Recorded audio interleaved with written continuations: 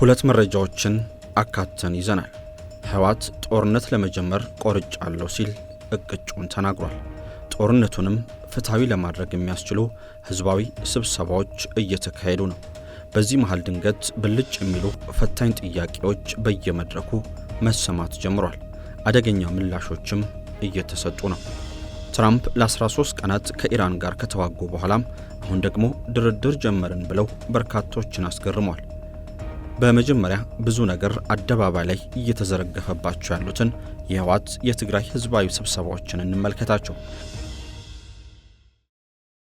በመሃል ሲኤምሲ አፍሪካ ኮንቬንሽን ሴንተር ፊት ለፊት ዘመናዊ ኮምፓውንድ መኖሪያ መንደር ከድሪም ቢልደርስ ሪል ስቴት በ10% ቅድመ ክፍያ እስከ 50% የባንክ ብድር አመቻችተናል። ባለ 1 መኝታ በ73 ካሬ 720 ሺህ ብር ቅድመ ክፍያ፣ ባለ 2 መኝታ በ106 ካሬ 1 ሚሊዮን ብር ቅድመ ክፍያ፣ ባለ 3 መኝታ ከ136 ካሬ እስከ 192 ካሬ 1.3 ሚሊዮን ብር ቅድመ ክፍያ አዘጋጅተናል። በውስጡ ባለ 5 ኮከብ ሆቴል፣ መኪና ማቆሚያ፣ 4 ሊፍት፣ ስታንድ ባይ ጄኔሬተር፣ መዋኛ ገንዳ፣ የልጆች መጫወቻና 4000 ካሬ የዌልነስ ሴንተር አለው። 100% ለሚከፍሉ 30% ቅናሽ። አሁኑን ይደውሉ። ስልክ 0919134154 ድሪም ቢልደርስ ሪል ስቴት።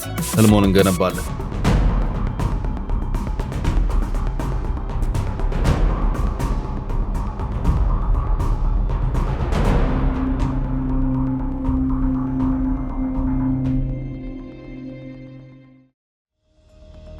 ህወሓት ጦርነት ሊጀምር ነው የሚለውን ህዝባዊ ስብሰባ ማካሄድ ከጀመረ ቀናት ተቆጥሯል። በመድረኮቹ ላይ ከባባድ የሚባሉ ጥያቄዎች እየተነሱ ነው። ህወሓት ቆርጫለሁ እገባበታለሁ ያለውን ጦርነት አልፎ አልፎም ቢሆን በተሰብሳቢዎች በኩል ጠንከር ያሉ ጥያቄዎች እየተወረወሩበት ነው። በዚህ መሃልም የህወሓት አመራሮች በቀጣይ ምን እንዳሳሰቡም ዘርዘር አድርገው እየተናገሩም ይገኛሉ።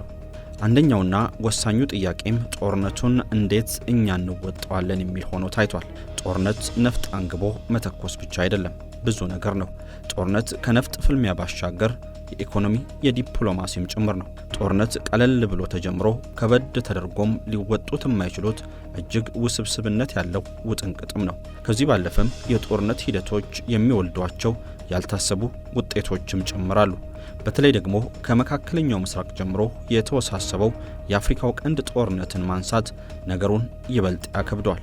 ያም ሆኖ በህወሓት አመራሮች በኩል የጦርነቱ ቅስቀሳ ልክ እንደ ምርጫ ቅስቀሳም በሰፊው እየተካሄደ ይገኛል። በአብዛኛዎቹ መድረኮች የህወሓት አመራሮች ይናገራሉ፣ ህዝቡም ያደምጣል። በአንዳንድ መድረኮች ደግሞ የእሳት ኳስ ሊባሉ የሚችሉ ጥያቄዎች ወደ ህወሓት አመራሮች መድረክ ሲወረወር ይታያል። ህወሓት ቀደም ብሎ ሲናገር የነበረው ወልቃይትንና አካባቢውን ነፃ በማድረግ ምዕራብ ትግራይን እንረከባለን የሚል ነበር። አሁን ደግሞ ይህ የቀደመ አካሄድ ተቀይሮ መዳረሻችን አዲስ አበባ፣ የመጨረሻ ግባችንም የስርዓት ለውጥ ነው ተብሏል። አንገብጋቢ ጥያቄውም እየተነሳ ያለው እዚች ነጥብ ላይ ነው። በትግራይ ተወያዮች በኩልም እንዴት እንወጣዋለን፣ በደንብ አስባችሁበታል ወይ የሚለው ጥያቄ እየተነሳ የሚገኘው የህወሓት ሐሳብ ከወልቃይት ወደ 4 ኪሎ በመቀየሩ ነው። የትግራይ ህዝብ በየስብሰባዎቹ ይህንኑ ጉዳይ አጥብቆ እየጠየቀ ነው። ህወሓት በዝግ ስብሰባው የወሰናቸውን ውሳኔዎች፣ የያዛቸውን አቋሞች ለህዝብ ግልጽ እንዲያደርግ የሚያደርጉ አስገዳጅ ሁኔታዎች የተፈጠሩ ሆነው እየታዩም ነው። የህወሓት አመራሮች በህዝቡ በኩል እንዴት ብቻችንን 4 ኪሎ ለሚለው ፈታኝ ጥያቄ ምላሽን የሰጡ አጋሮች አሉን፣ ብቻችንን አይደለንም አይዟችሁ የሚል ሆኖ ታይቷል። አጋር የሚባሉት እነማን ናቸው? አጋር ከተባሉት ጋርስ ምን ያክል እስከ ጥግ ሊያዛልቅ የሚችል የግንኙነት አንድነት አለን የሚለው ደግሞ ሌላኛው ጥያቄ ነው። ይሄኛው ከባዱ ጥያቄ ነው። የጥያቄዎቹ ገፋ ብሎ መጠየቅና መጠንከርም የህወሓት አመራሮች አጋሮቻችን ናቸው ያሏቸውን ኃይሎች ዝርዝር አድርገው እንዲናገሩም አድርጓቸዋል። የውስጥና የውጭ ኃይሎች ናቸው ተብሏል። ከሀገር ውስጥ የፋኖ ታጣቂዎችና የኦሮሞ ነጻነት ሰራዊት አሉ ሲሉ ፈትለወርቅ ገብረ እግዚአብሔር ሞንጆሪኖ ከሰሞኑ አዲግራት ላይ በነበረው ስብሰባ ላይ ሲናገሩ ተደምጧል። ሞንጆሪኖ የህወሓት መስራች ከሚባሉትና በአሁኑ ሰዓትም የድርጅቱ ስራ አስፈጻሚ አባል በመሆናቸው ከድርጅቱ አድራጊ ፈጣሪዎች ውስጥ የሚመደቡ ሰው ናቸው። ህዝባዊ መድረኮቹ ላይ የሚናገሩትም እንደ ድርጅት የተወሰነውን ሆኖ ይታያል። አጋር በሚለው ጉዳይ የሀገር ውስጥ አጋሮች ከሚለው ባለፈ ሞንጆሪኖ በዚያ አላበቁም። ሻዕቢያ ሲሉ የጠሩትን የኤርትራ መንግስትን እንደዚሁም ሱዳንን ጭምር በስም ጠቅሰው አጋሮቻችን ናቸው ሲሉም አክሏል። አጋር የተባሉት አካላት በሞንጆሪኖ ሲዘረዘሩም ሌላ ጥያቄን ፈጥሯል። ከሀገር ውስጥ እስከ ውጭ ሀገራት ድረስ ያሉትና በአጋርነትም የተጠቀሱት አካላት ምን አይነት በጋራ እንዲቆሙ የሚያደርጋቸው የጋራ ጥቅምና አካሄድ አላቸው የሚል ነው። ጥያቄው ከባድ ነው፣ ግን ደግሞ ግልጽና የተብራራ ምላሽ የሚያሻው ነው። ይህም በመሆኑ ሞንጆሪኖ ግልጽ አድርገው ሳይደባብቁ እቅጩን ተናግሯል።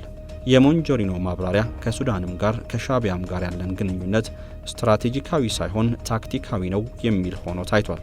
ይህም ማለት ግን ግንኙነቱ የጋራ ጠላትን ብቻ ታሳቢ ያደረገ እንጂ ሌላ ሊያግባባ የሚችል የጋራ አካሄድ የለም እንደማለት ነው። ሞንጆሪኖ የጋራ ጠላት ታሳቢ ካደረገ የሚያግባባ ሌላ ነገር የለም። እናም ስለ ግንኙነቱ እስከ ጥግ ድረስ መዝለቅ አታስቡ።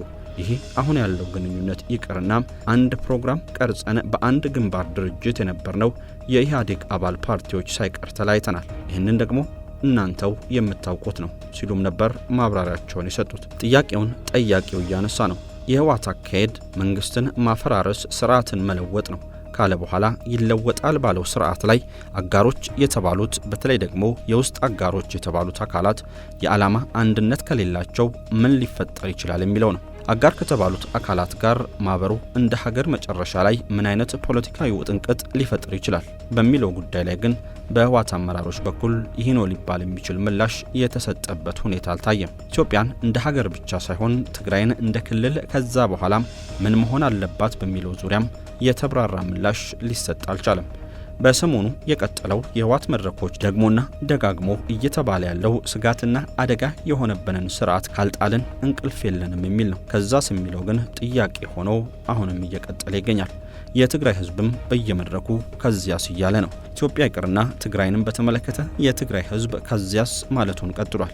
የህወሓት አመራሮች ትግራይን በተመለከተም በትግሉ መጨረሻም ከኢትዮጵያ ተገንጥለን ሀገር እናደርጋታለን ሲሉ ይሰማል። በሌላ አቅጣጫ ደግሞ በኢትዮጵያ ለትግራይ አደጋ የሆነው ስርዓት ከተወገደም እጣፋንታችን ከቀሪው የኢትዮጵያ ህዝብ ጋር ነው ሲባልም ይሰማል። ከዚህ አለፍ ሲል ደግሞ ገና ካሁኑ ትግራይ ሀገር ናት እየተባለም ነው።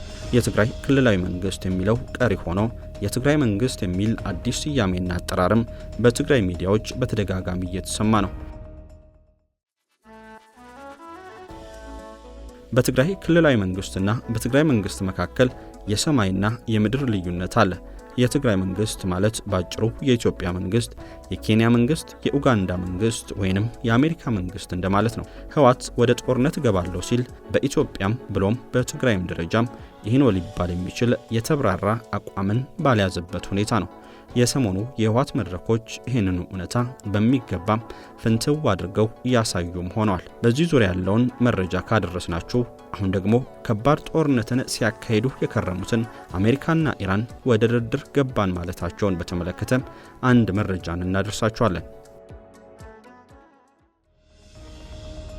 ወደ ድርድር ገብተናል የተባለው በፕሬዝዳንት ዶናልድ ትራምፕ በኩል ነው። በኢራን በኩል ማረጋገጫ አልተሰጠበትም። አሜሪካና ኢራን እየተዋጉ ነው። ከዚያም አሁን ደግሞ መለስ ብለው እየተነጋገሩ ናቸው። በቀጣይ ደግሞ ሊዋጉም ይችላሉ። ከዚያም እንደገና ነገሩ ዳግም ሊቀጥል ይችላል። እንዲና እንዳያለም የአሜሪካና ኢራን ጉዳይ እንደቀጠለ ይገኛል።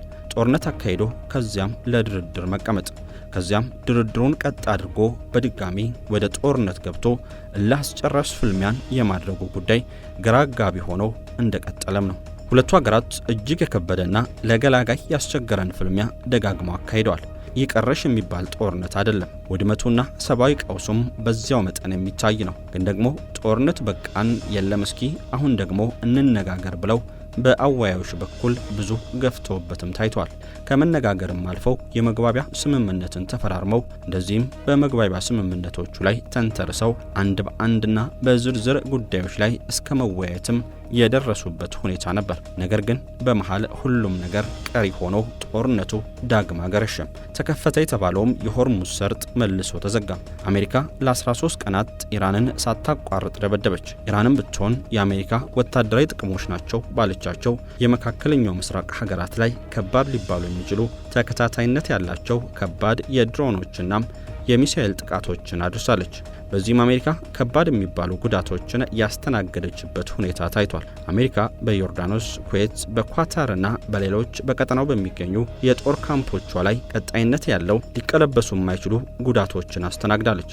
የአሜሪካ የጦርነት ወጪም በከፍተኛ ደረጃ እየናረ መሄዱ በሀገሪቱ ምክር ቤት መነጋገሪያ ሆኖም ሰንብቷል። ኢራን ጦርነቱን እስከቀጠላችሁ ድረስ እኔ ችግር የለብኝም እቀጥላለሁ የሚል አቋምን ይዛለች።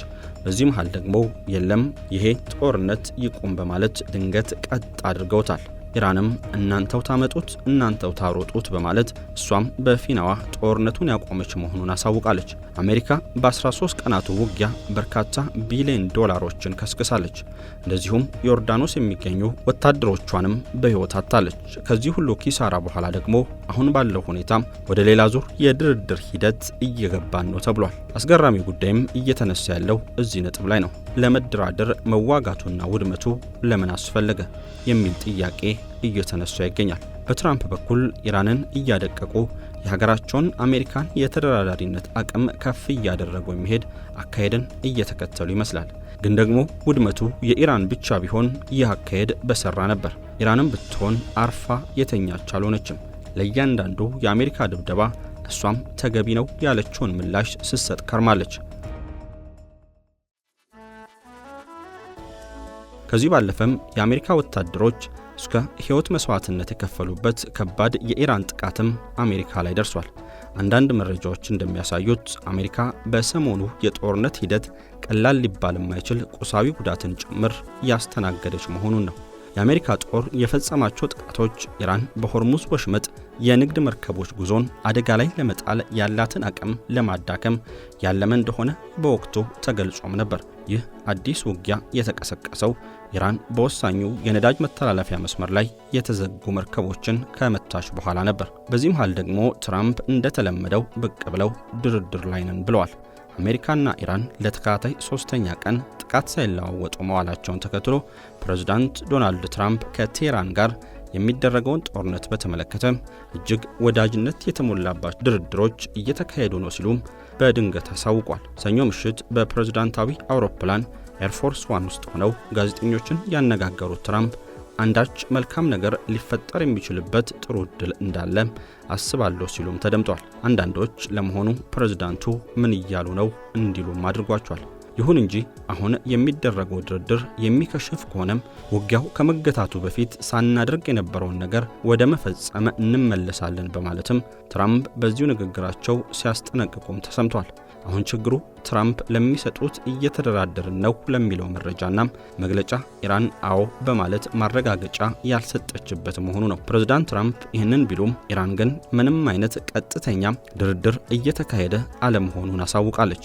ከአርብ ዕለት አንስቶ ኢራን ላይ የሚፈጸመውን ጥቃት ለመግታት የወሰኑት ሁለቱን ተፋላሚ አካላት የሚያሸማግሉ ሀገራት ለንግግሩ ሌላ ዕድል እንዲሰጡ ጥያቄ ስላቀረቡላቸው መሆኑን አክለው ተናግሯል። አሜሪካ ጦርነቱን ድንገት ቀጥ ለማድረግ የተገደደችው የተተኳሽ እጥረት እያጋጠማት በመሆኑ ነው የሚሉ መረጃዎችም ሲወጡ ከርመዋል። ከዚህ ጋር በተያያዘ ሲወጡ የነበሩትን መረጃዎች በተመለከተ ግን ፕሬዝዳንት ትራምፕ በጥብቅ አስተባብለዋል። እጅግ ብዙ ተተኳሽ አለን፣ መካከለኛ ደረጃ መሳሪያዎችም በብዛት አሉን፣ ምንም ቢሆን ልንጠቀምበት ከምንችለው በላይ አለን ሲሉም ነበር የተናገሩት።